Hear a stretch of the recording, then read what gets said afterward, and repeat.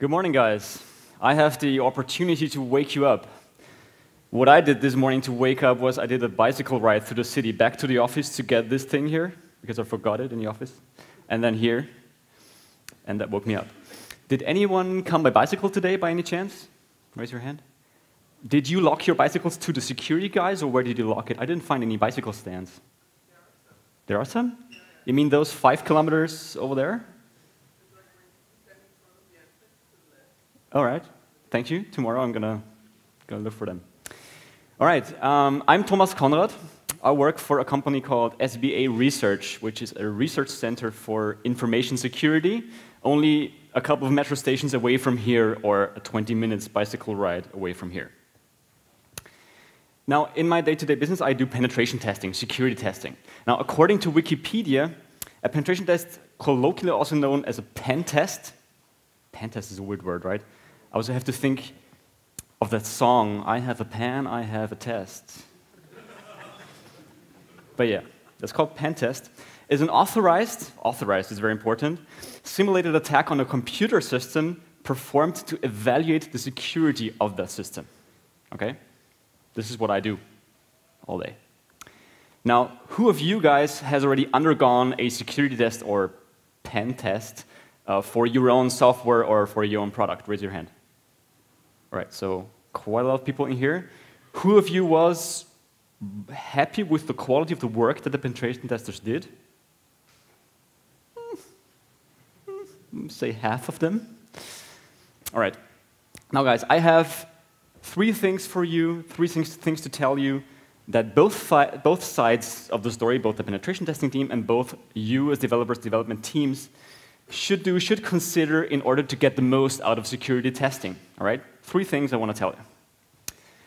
The first thing, if you want your system to undergo a security test, is understand the project and share information. I guess most of you guys heard the story already of the guy searching for his keys, right?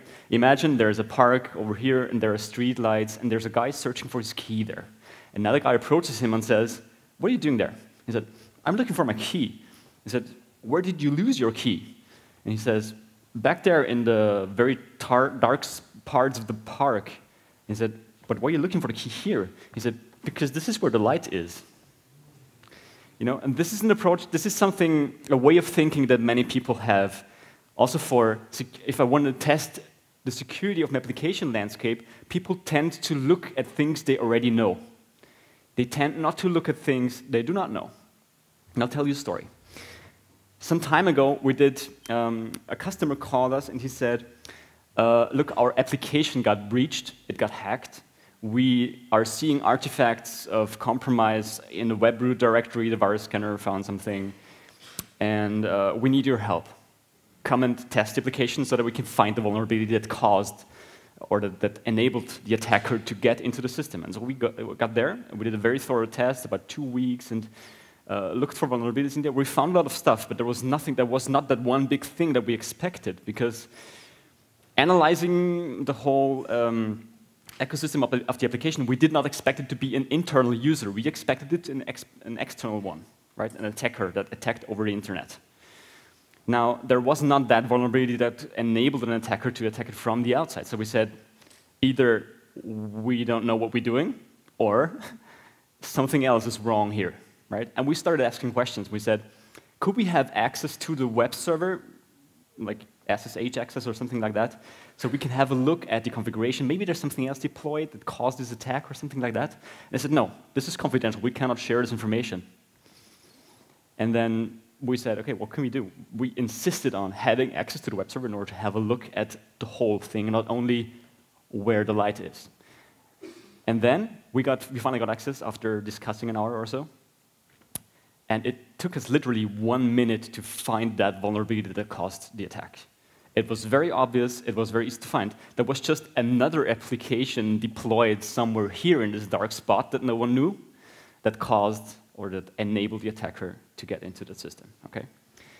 So for you as development teams, that would mean share this information with penetration testers. They have a non-disclosure agreement anyway, so you can share this information. It just makes the whole thing more inefficient if you make secrets out of such things, right?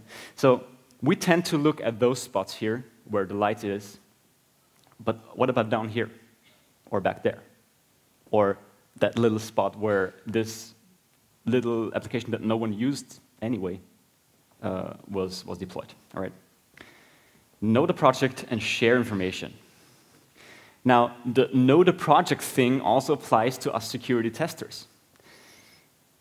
I've been working in penetration testing for 8 years now, and one thing that I learned was try to understand what the application you're testing is about, not only technically, but also what it does, what the business is about, what's important for it, right? Because maybe you are not hungry enough, at least I'm not, to eat all this, the whole platter of awesome Japanese food, so we'll have to prioritize. I start eating the best things first, the things that I like most first. For the application you're testing, it means look for the juicy bits of information first. Try to manipulate the parameters that are important, where security is most important, first. Because there's not going to be enough time to test each and every input parameter to that application for each and every known vulnerability out there in the time frame that you have. Because usually a test is maybe 1 or 2 weeks, right? There's not enough time to do it all. So understand the project means, for a penetration tester, means really understand the business behind it, right? Sometimes in the financial sector, where I'm not really good at, takes some time. It takes 1 or 2 days to just, understand the contents of what all this is about. I would go for the sashimi first, by the way. I don't know, how about you guys? I'm getting hungry already if I look at this, so I'm going to switch to the next slide. Now, also for the quality of the outcome of a penetration test, one thing is very, very, very important. Share the information of known good requests to the penetration tester. Imagine you have a web service, something like a web service that gives you the profile picture of that person that's logged in currently. And there's that optional parameter thumbnail width, right? You can scale the thumbnail to, say, 200 pixels width, or if you don't specify the parameter, it's just going to give you the originally uploaded file. Okay? Let's take this as an example. Now, maybe the first thing you do is some kind of input validation. I hope you do. If that value is actually an integer, for example, and some other things, maybe then you have an if or a switch statement where it says, does the image have to be scaled or not? If it does not have to be scaled, you can read it directly from the file system and serve it in the HTTP response. All right? If it has to be scaled, you might have some scaling microservice or something else in the backend that you send a request to, get back the response, and you serve that scaled profile thumbnail picture to the client. Right? That's the scenario. Now, let's imagine the following. The penetration testers do not know if this is a web service and they're just supposed to test the web servers and they don't have a client. They don't know, maybe, that this parameter even exists. Or they do know, but they're starting with the wrong values. Maybe the values that are allowed for it are between 100 and 150 pixels. Now, if you don't share that information with the penetration testers, it could mean that if they start hitting that endpoint, they get stuck at the input validation all the time. So the code behind it is never tested, right? You could make the penetration tester try to guess the parameter name and guess the valid values, but it could take a day. If you just share information, it's more efficient, right? We don't have endless time, as opposed to maybe some attackers. They have more time, usually, than what we have, right? So share information because it means that you're not stuck at the input validation. So if you don't know the parameter range, you might get stuck here all the time, and that code down here never gets tested because I didn't know the parameter, right? Understand the project and share this information with the penetration testers. Known good requests that lead to this API service here, execute code actually down there, makes this code down there tested. If I get stuck in the beginning all the time, it's not going to get tested. Known good requests, very important. Especially important for XML web services. Sometimes we're just thrown with a WSDL file that's 10 years old, Nobody, or very few persons specify the actual parameter values that are valid for this parameter. Just say it's a string or it's an integer, but not which string is expected. If you don't know that, you're going to get stuck here all the time. You can hit it with an automated scanner all the time or whatever, or do manual testing. You're always going to hit that first line of code, and then everything else is not tested. Very important. Known good requests. Easier if you have a client, if you have a mobile app, and you can just simulate those known good requests, of course. But if you just have an API endpoint or an XML web service, it gets harder for us penetration testers.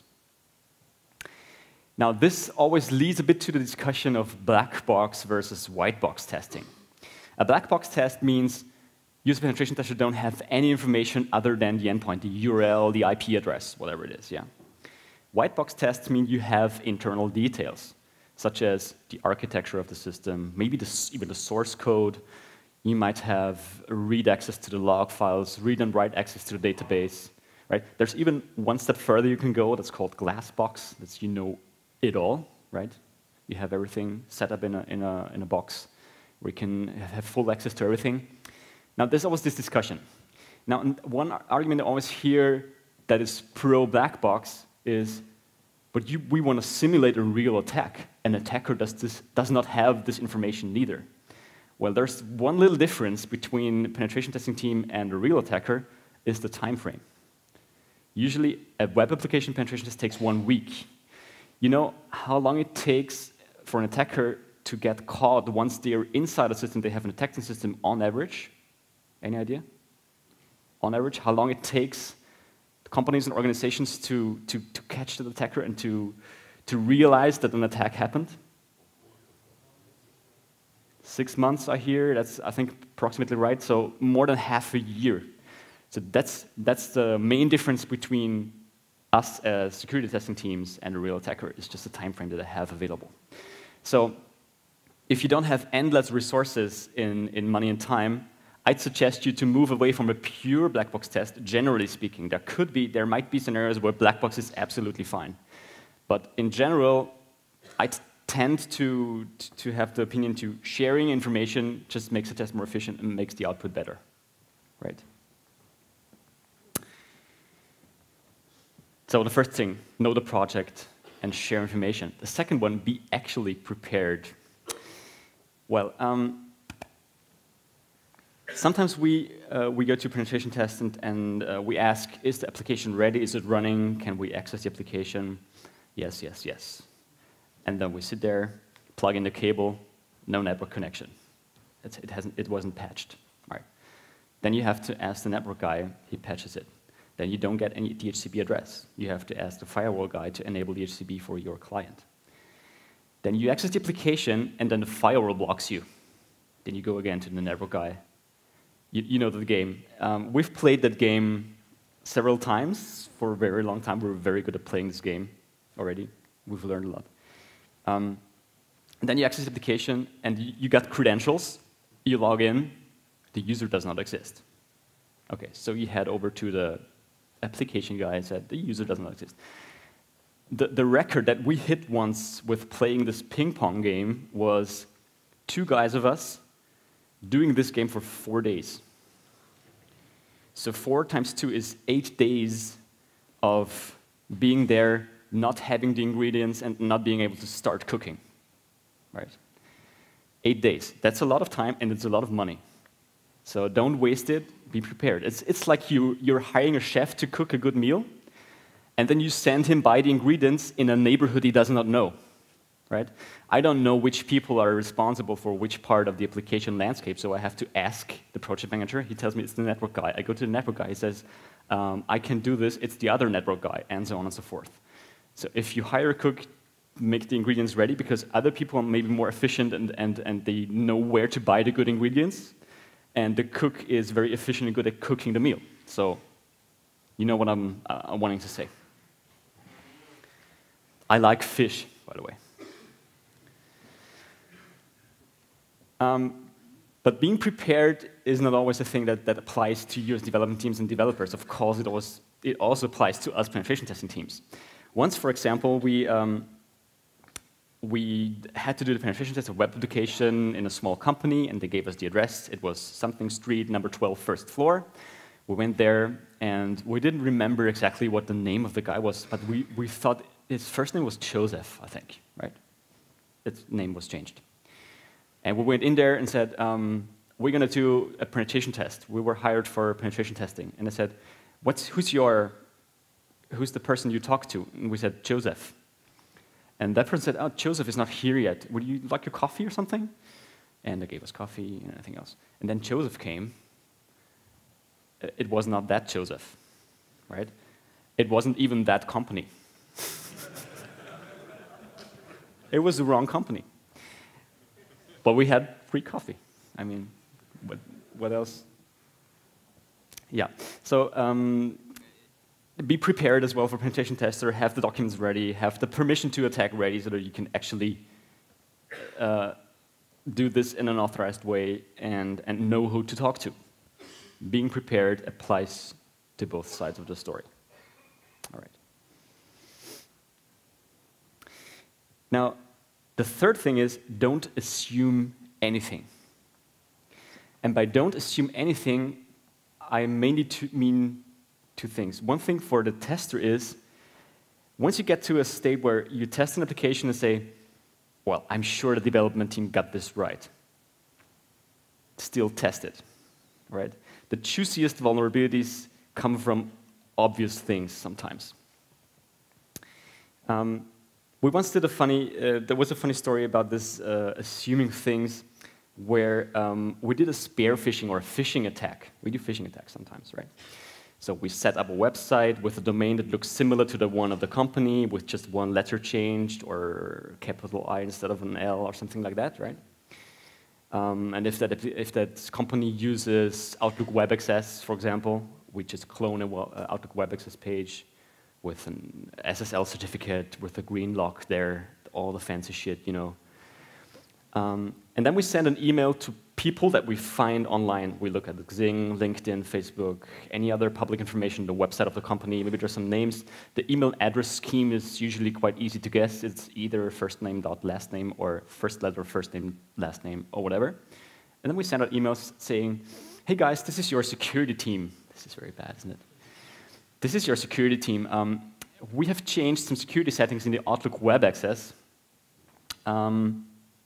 And you have to log in once. Click this link and log in order to enable the security of Outlook Web Access. It's so bad, but it's fun. We send out this email, and then we also set up a help desk email address, helpdesk@fakecompanydomain.com. So that if people have questions regarding that, they can email us, right? Now, we suppose that once any of the persons would say, okay, this looks fishy, this looks kind of weird, something is wrong with the web page, would email the help desk, then all would, blow up. The whole attack wouldn't work anymore because the website would get blocked and stuff like that. What happened next was the following. We sent out the email, then then the application didn't work, there was some exception was thrown because some error, some bug in the code, so if you logged in, it was just an exception was thrown. So they emailed their real help desk to ask what's wrong with it, and then they saw the other the fake help desk address, and they forwarded the question to the fake help desk asking what's wrong. Never assume that. Assume that if the help desk is emailed, that all blows up and the attack just went on a whole day.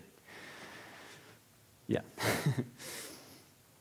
Now, usually what you do first is you do penetration tests, and then you get some results. You get a report where you have the vulnerabilities inside, right? What we recommend doing is do a retest after some time, because in order to see if the weaknesses have actually been fixed.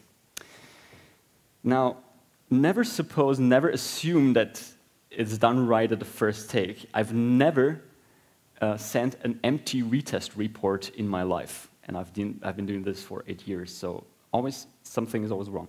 Now, we once had a client that did a retest, and it was just one vulnerability left, all right? One that was a severe one, quite highly rated one. Retest, it was not done yet. So we did a retest. It was not fixed yet. We could still exploit it. We could do a proof of concept, and we did a retest. Still.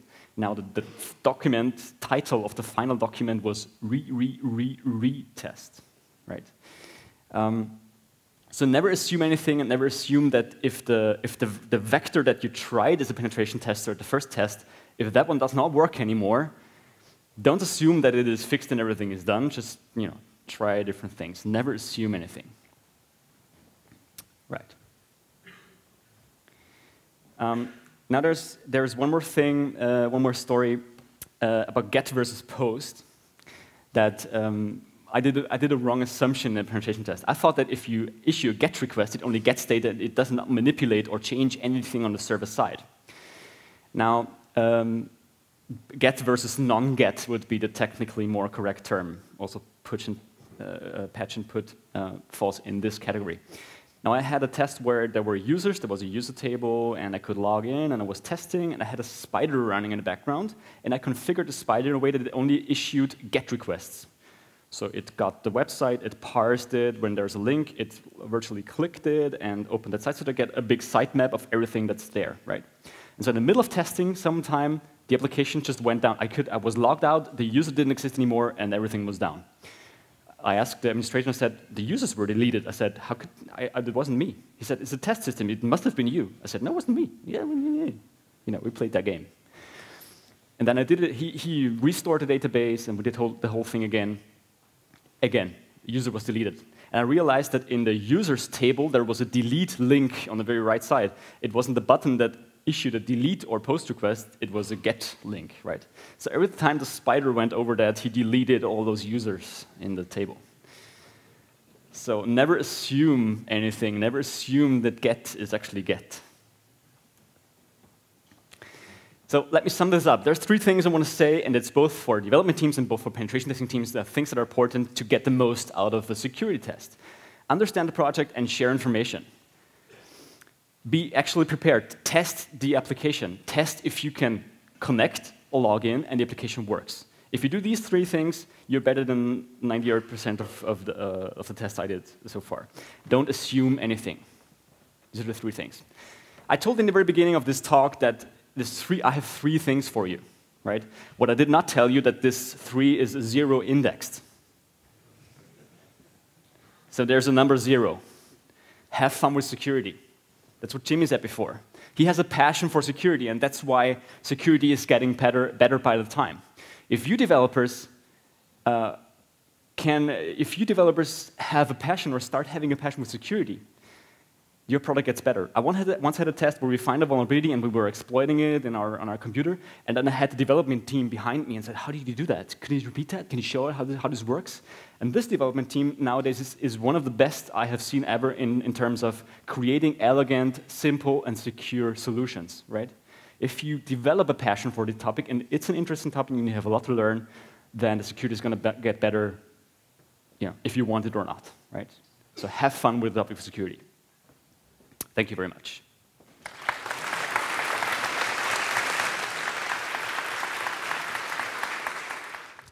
Thomas, we had some questions on Slido. I think the topmost question, where do you start with security and pen testing? So what's the best first step to get into this field of pen testing? I guess the best first step is to, maybe if you're a web application developer, have a look at the OWASP Top 10. There might be some old stuff in there, but the OWASP Top 10 just got renewed, the 2017 version. There is some very interesting and new stuff. Start there, start reading up on that topic, starting to hack yourself. Start to hack yourself. I think this is the most important part. Try to hack your own application, because then you automatically start getting an interest in that topic. Another interesting question, my perspective, what to do if you hack or if you get the information of a multi-billion-dollar company? What to do with that information? Information, which type of information you mean? They access your code on the web servers or config files, so they can capture the web server, they can take ownership of all of that, maybe. What to do? How would you react? You're not appointed as a pen tester, but you just randomly found it. Okay. What you usually do in that case is that you do responsible disclosure, which means try to contact one of the people that are of that company. Maybe they have a security ad email address. If they don't have, just an email office ad that you have something interesting, and have an IT guy or an administrator get back to you with the details. But don't disclose it right away, because if you disclose it right away, people will start hacking, will start exploiting the vulnerability. So do it responsibly, but give them a time frame. Tell them, fix it. You have 90 days. After 90 days, I might just publish it, because that gives some pressure on it to actually fix the problem, right? Responsible disclosure would be the answer, I think. Absolutely right. Also in my view. So please inform us. If you find something on our websites or our apps, inform us. We will give you something in return, maybe a tray of Red Bull or some fancy items. Why not? Keeps you awake at night, and you can still continue to test our sites. And yes, things go wrong. That's reality. Yes. And thank you for making us our websites better. Thank you. That's very, very beneficial. It's creating work for us. Thomas, thank you for your presentation.